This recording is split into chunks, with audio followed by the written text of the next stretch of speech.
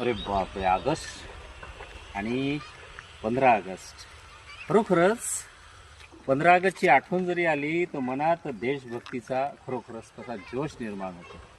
बापरे ऋषभ, काय तर तिरंगा आणलंय काय रे? हो सर, तिरंगा देखील आणला आहे आणि ज्यांना आपल्या देशासाठी प्राण गमावले आहे त्यांच्यासाठी फुलं पण आणलेली आहे. वा, अरे बापरे, का रे हिट घेऊनच बसला काय बाबा? हा, कायचं हिट होय? काय काला हिट होय काय? हो सर, काला हिट होईना. तुम्हाला माहित आहे कीटकांसाठी हेच चांगलं राहते. नेहमी कीटक घरात चालले. आपल्या तिरंग्याला सलाम आहे.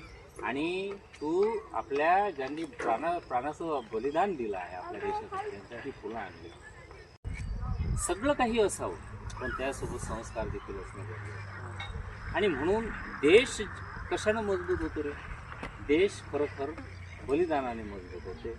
आणि देशामध्ये कोणी जर घुसखोरी करत असेल, जसं असं म्हणतात की हम किसी को छेडते नाही, लेकिन छेडाचे किसी को छोडते भी नहीं.